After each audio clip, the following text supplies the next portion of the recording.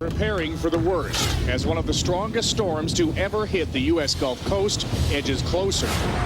Houston is a ghost town. There are no people, just us. The unprecedented exodus and traffic jams and a tragic accident for elderly evacuees. Will New Orleans be swamped again? Weakened levees already breached. And fears that America's oil industry will be crippled. A special edition of Global National, Rita's Rage. Reporting from Houston, Texas tonight, Kevin Newman.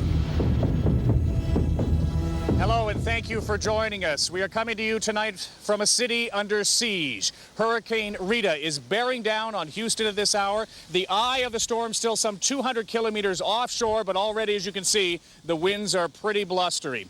Let's give you a sense of what it is like in the center of that storm. The weather forecasters say it's going to be about 200 kilometer an hour winds by the time this brushes through where we're standing right now. To give you a sense of what that's like, you know when you're on a highway and you roll down the window and you put your hand out there, the kind of force that's against your hand at 100 kilometers an hour, imagine that times 2. That is what is bearing down on the Texas coast tonight. Let's take a look around in the last half hour. What we're seeing, the first image here from Galveston, not far from where I'm standing. This is usually one of the main tourist beaches, Galveston being an island city in Texas. As you can see, the tide is up. The storm surge they're expecting at about 6 meters high. It is beginning. And people in that city obviously hunkered down. This is a very, very large hurricane, 160 kilometers wide for hurricane winds, but 350 kilometers wide if you include the tropical storm winds, which is what we're feeling right now where we're standing. We have a Global National team that is in the hurricane zone tonight. Troy Reeb has been looking at the evacuation of Houston, which has been going on for the past 24 hours. And Mike Edgell is standing by in Baytown. That is the center of the petrochemical industry here. A lot of people worried about what kind of damage Rita is going to do there tonight. Troy, let's begin with you. All right, thanks very much. Troy Reed standing by in Houston tonight. Now, we don't know how many people still remain in this city. Remember, this is the 4th largest city in America. There are about 5 million people that have been affected, more than 1 million of them evacuated. When we drove through the city a couple of hours ago, let me tell you, it was like a ghost town, no doubt about it. We found one fellow, however, who got stuck in that traffic jam that Troy just told you about and decided it was so bad he'd turn around and try to ride this out.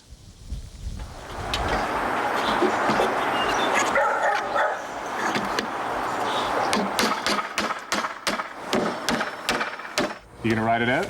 Oh, of course. I ain't got nowhere to go now. This is it.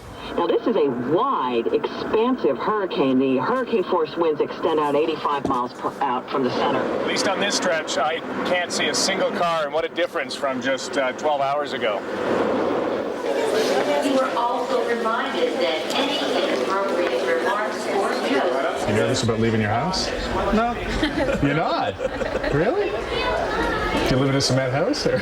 No, I mean, whatever happens, going to happen, you know? Yeah. You a little worried about your house? Yes. Yeah. What kind of shape did you leave it in? We boarded it up and taped the windows and moved furniture.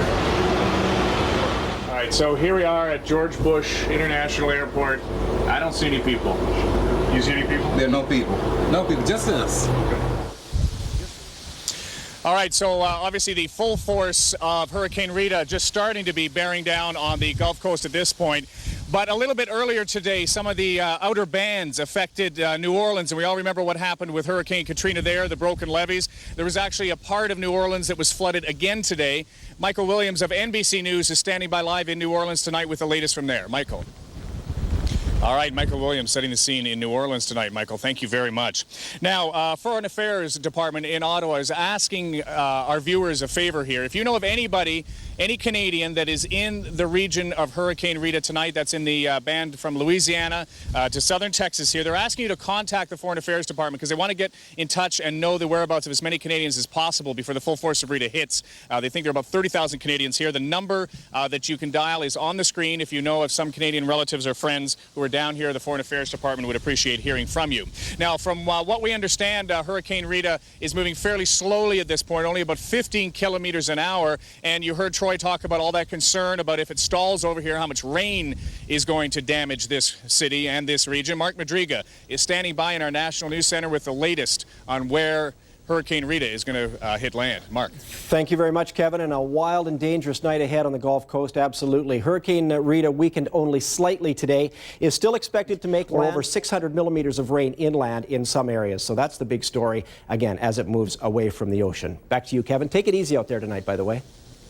I certainly will. Thank you, Mark. And by the way, the last time there was a hurricane through here and there was that much rain, there were deaths, and a great portion of Houston was flooded and a lot of shattered glass. So that can be a very serious situation. Well, as Mark just showed you, the path of Rita is taking it straight towards two towns by the name of Port Arthur and Beaumont, Texas. These are the very center of the petrochemical industry in Texas. In fact, about 20 oil refineries sit in Rita's wake tonight. And the single most significant refinery is in Baytown, Texas. A little bit earlier today, Global National's Mike Edgell was in Baytown to take a look at that angle. All right, Mike Edgell, a little bit earlier today in Baytown, Texas, he pointed out the number of people here that are looking for gas. None of the gas pumps are even open at this hour, as you can imagine. Can't buy food anywhere around Houston as well. Now, up in Canada, there's a lot of concern about this, obviously. We saw what happened in Katrina almost the day after Hurricane Katrina hit. Gas prices were jacked up. So across the country, we're not so much seeing gas prices increase this time, but we're seeing a lot of anticipation of that happening. Here's Ben O'Hara-Byrne with that. Well, we met in Houston today this family who had fled Hurricane Katrina, only to find themselves here for Hurricane Rita, and we'll share that experience with you a little bit later. Tara Nelson's also going to be by with the rest of the day's news as our coverage of Hurricane Rita continues from Houston.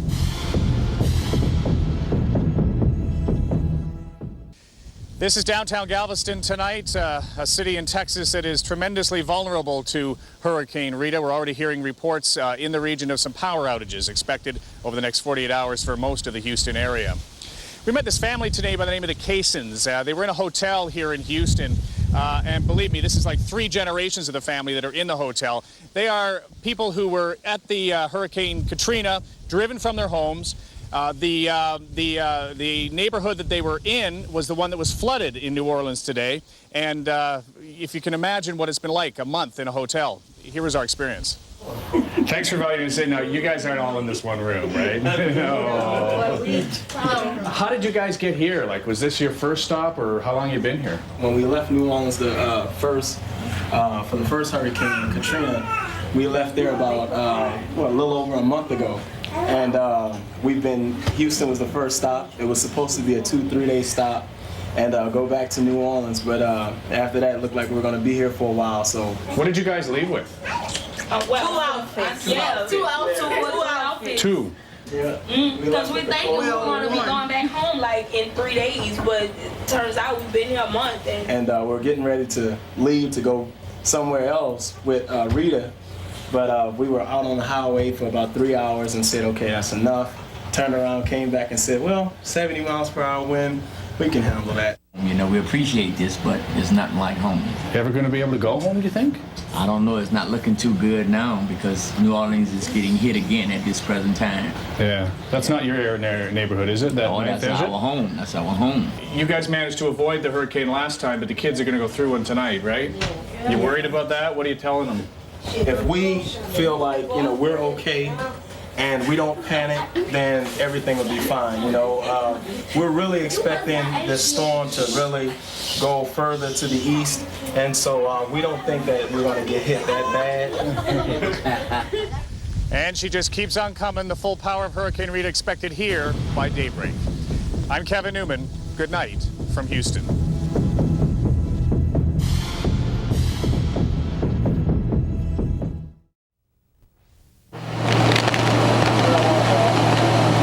Sparks fly and fires rage. The wind making this a firefighter's nightmare. At 190 kilometers an hour, wind gusts peel away entire walls, knock over trees, and cut the power to 1 million homes. And then the rain, up to 300 millimeters falling by the time day breaks. This is just the beginning of Rita's rage.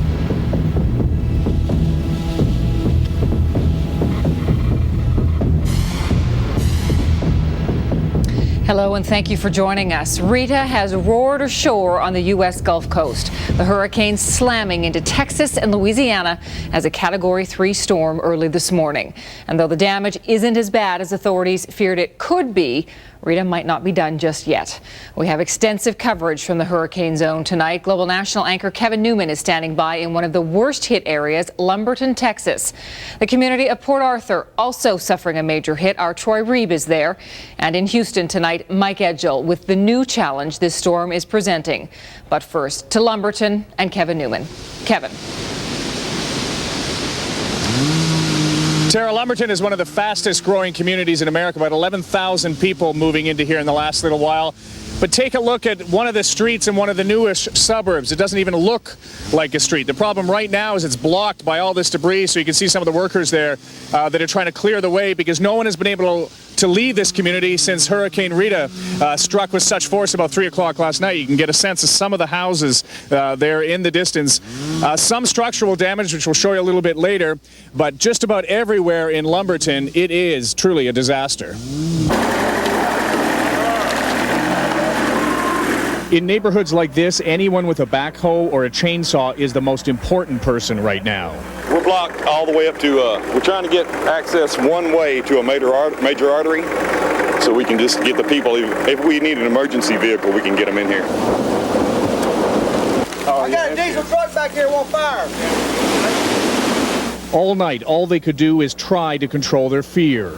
Wind and the rain was coming straight on in, and I kept waiting for the windows to start exploding in on us, and every time I heard the cracking of a tree and knew it was falling, I was like, oh God, not on the house, not on the house. And I said, have you ever watched Jurassic Park? So that's what it looks like out here, you know? It looks like New Orleans in other parts of town. The non-stop rain has flooded many other neighborhoods. In Lumberton, as elsewhere in the region, most of the businesses took some damage, but there were a lot of people who seem to have ignored the evacuation warnings, including Helen Jones, who spent the night on the floor of her home covered in pillows. I could hear those trees falling, but I didn't realize it was as bad. Texas authorities have an early estimate of the damage here, about $2.5 billion US, and it is certainly not only centered here in Lumberton, it is also in the other area of most devastation, that is Port Arthur, and Global National's Troy Reeb is there tonight. All right, Troy, thanks very much. Global National's Troy Reeb in Port Arthur tonight. In Port Arthur and here in Lumberton as well, as you can see behind me, a lot of power lines down. There is no power in this region since 3 o'clock, and right now about 500,000 people in the Houston area are still without power as well. But that's not the only energy concern tonight. Gas is the other big one. There is no gas for about 200 square kilometers of this part of Texas, and people are returning to that city to discover that. Mike Edgell standing by in Houston tonight. Mike. Mike Edgell in Houston tonight. Thanks very much, Mike. Well, Tara, as you can see, they've made some progress here. They've managed to cut through the middle of this tree, but they're moving down because there's probably at least another kilometer or so before this road can be opened, and they don't expect that to happen until at least tomorrow morning. Back to you, Tara. All right, Kevin, thank you. Kevin Newman in Lumberton, Texas tonight. Well, Rita has lost